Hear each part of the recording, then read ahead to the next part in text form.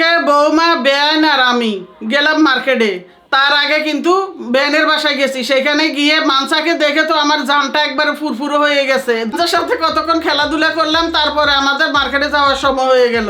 এখন বলতে পারো 3 বান্ধবী মিলে চলে গেছি শাড়ি কিনতে। 3 জনের জন্য 3টে শাড়ি কিনবো আজকে। হাজারো ঘুরা ফেরার পরে মা গো মা মার্কেটে ঘুরতে ঘুরতে জানটা শেষ, পছন্দ হইতেছে না। তারপরে ফাইনালি শাড়ি পছন্দ করে কিনে ফেলছি। শাড়ি কিনতে গেছি, দেখো এবার শাড়ি দেখাবো তোমাদের। শাড়িটা কেমন হয়েছে তোমরা কমেন্ট করে জানাবা, যারা আমার বোন এবং মেয়েরা।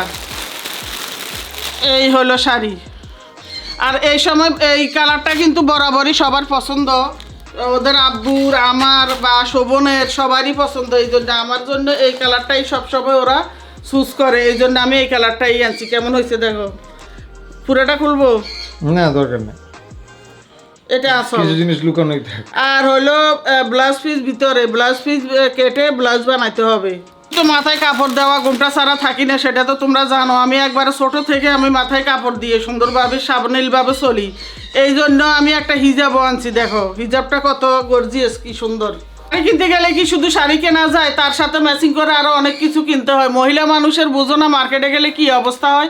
তার জন্য একটা পার্সও নিছি। এই পার্সটা আমার বেনে পছন্দ করছে, বলতেছে গোল্ডেন কালার হলে সব ড্রেসের সাথে যাবে বা শাড়ির সাথে যাবে, এই জন্য এই কালারটা নিছি। তেলটা যে ব্যবহার করে হাজারো মানুষ উপকার পাচ্ছে, সেটা আমার কথায় তোমাদের বিশ্বাস করার দরকার নেই। আমার এই ভিডিওর কমেন্টে গিয়ে রিভিউ পেজটা তোমরা পেয়ে যাবা। তাদের চুল পরে তাদের তো ম্যাজিকের মতো কাজ করে, আর অন্যান্য সমস্যার সমাধান তো আছেই আলহামদুলিল্লাহ। যারা অর্ডার করো নাই তারা এক্ষুনি অর্ডার করে ফেলতে পারো।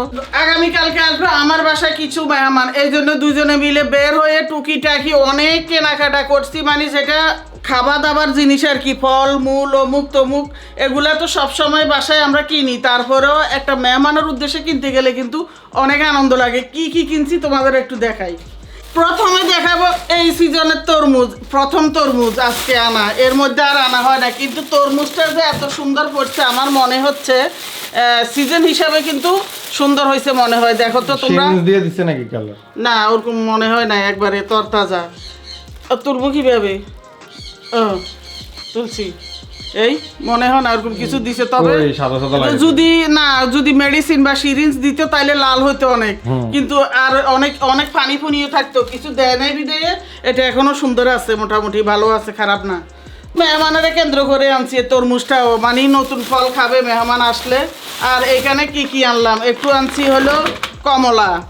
ফল আইটেম তো একটু রাখা লাগে, আর টক বড়ই কিন্তু মেহমানের জন্য না, এটা আমার খুব পছন্দ, সেই জন্য আমি আমার জন্য কিছু টক বড়ই আনছি। তারপরে এখানে আনছি হলো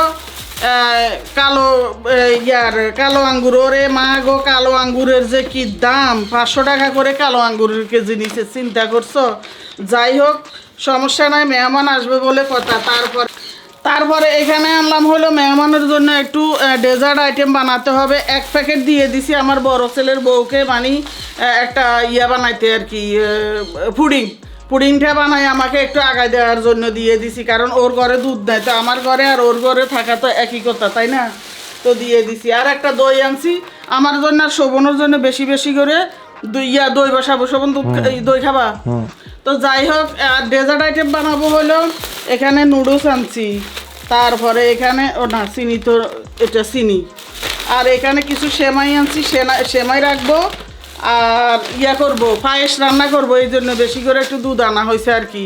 আর এখানে পুডিংয়ের জন্য ডিমও আনছি কতগুলো, পুডিং বানাবো। তাছাড়া নুডলস অমুক টমুকের মধ্যে লাগবে, এখানে অনেকগুলো ডিমও আনছি আজকে। তার এখন কাটবো না, মেহমান আসবে কালকে সকালে, তো এখন রেখে দিই ফ্রিজে, কারণ এখন কাটলে খাওয়া হয়ে যাবে। মেহমানের সাথে একসাথেই খাই নাকি, মেহমানের সাথে একসাথেই খাবো। তো এই বাচ্চার শাকগুলো আমার বেআইনে আমারে দিছে, দেখছো আমি আজকে বাজি নেই, চিন্তা করছি আগামী দিন বাজি করবো। এগুলো ফ্রিজে রেখে দিছি এই জন্য। ও মা গো, দৈত্য তো কষ্ট হবে। এই দেখো বাণিজ্য মেলায় গেছি, ওইখান থেকে কতগুলো কামরাঙ্গা নিয়ে আসছে মনি, এখন খাইতেছে না। এগুলো নাকি অনেক বলে মিষ্টি।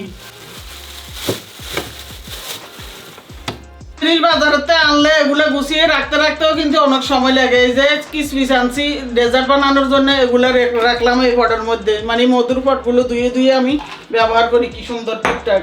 আর এখানে দেখছো এখানে যে কত টাকার দারচিনি এলাচি, চিন্তা করো 500 টাকার দারচিনি এলাচি, এত দাম বলার বাহিরে। আর এখানে পাউডার দুধটাও নিয়ে নিই, এক এক করে সব কিছু গুছাইতেছি নিতেছি। তারপরে বাপ্পু দুইজনে এখন দই খাবে। দই কি চিনি ছাড়া? চিনি ছাড়া। একটু গুড় দিব না, ইয়ার খেজুর গুড় আছে বাটালি, ঠিক আছে দেওয়া যায়। একটু বাটালি গুড় দিব, তাইলে খাইতে সুবিধা হবে, নইলে একেবারে টক খাওয়া যায় না। হালকা দিলে সমস্যা নেই। তো পাউডার দুধটা নিয়ে নিই। তারপরে পায়েস রানবো, তো এই জন্য বাদাম ভিজিয়ে রাখছি, এগুলাও দিব। এই জন্য ভিজিয়ে তারপরে খোসাগুলো তুলে ফেলবো একটু পরে। আমি কত কিপটামি করে যে চলছি, শেষ মাস পর্যন্ত আমার এই গ্যাসের বোতলটা শেষ হয়ে গেছে। এখন আজকে সারাদিন আমি এটার মধ্যে ইলেকট্রিক চুলার মধ্যে সব করছি, কারণ আজকে তেল বানানি হইতে কোনো কিছু নাই, এই জন্য পারছি। কিন্তু কাল সকালে আবার গ্যাসের অর্ডার দিতে হবে, বোতলের যত দামি হোক সমস্যা নাই, তেল বানানোর জন্য।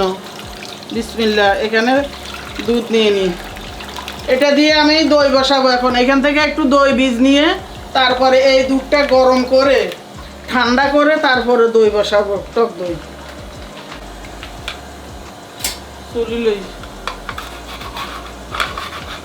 পুতরে আমি টক দইটা দিয়ে নিয়ে এখান দিয়ে দুধটা বসাই দিছি চুলায়।